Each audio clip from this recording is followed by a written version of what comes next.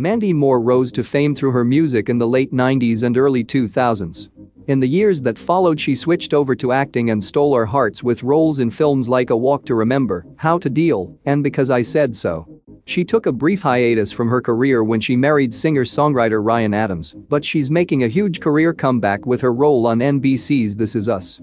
Moore has had quite the career already and does not show any signs of slowing down. Here are 10 things you might not have known about Mandy Moore.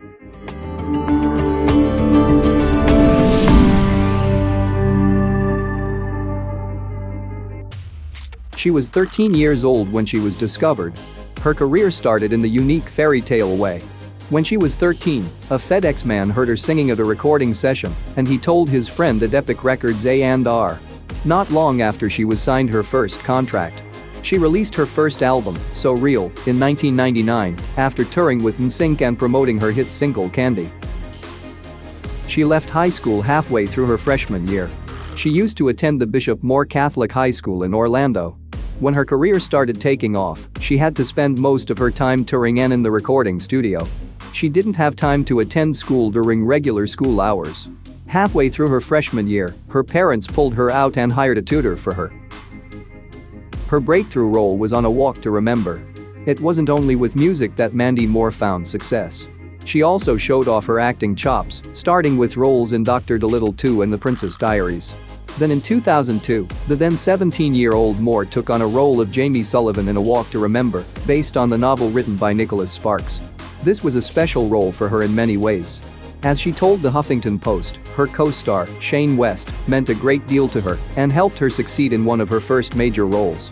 She said, "I was so fresh-faced and naive. I felt incredibly lucky right off the bat that I had someone who was as willing to work with me and who was patient and understanding. He was just a perfect partner for that." She's the youngest lead cast member on This Is Us. Ironically, Moore is the youngest out of the leading cast members. On the show, her character Becca is the oldest out of the Pearson family.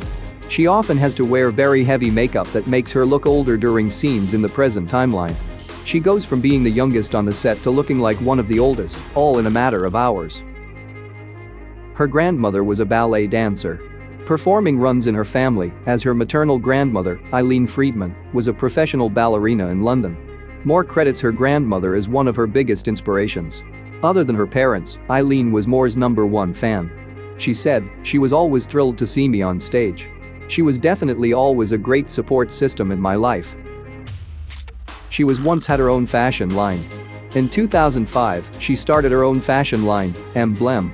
Although the line only lasted 3 years, Moore was happy with the run and hoped to have more experience in the future in the fashion business. As she told WWD, "I love the fashion world. I'm fascinated by it.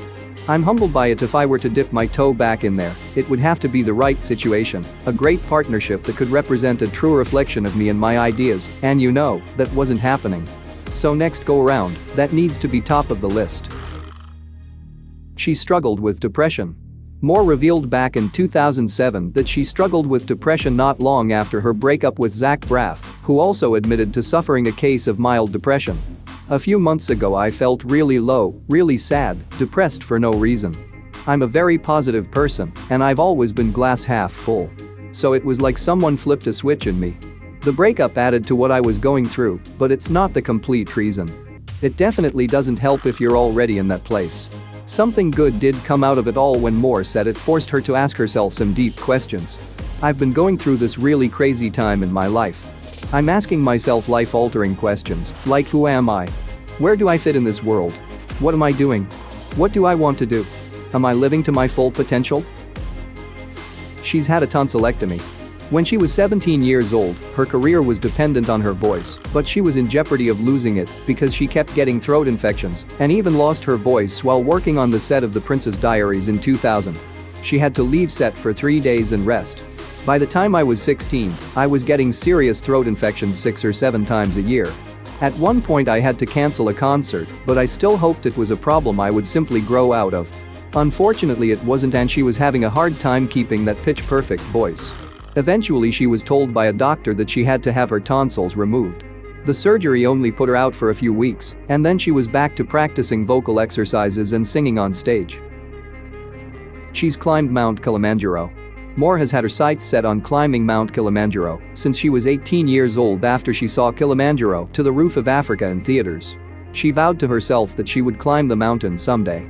When the opportunity came, she couldn't turn it down.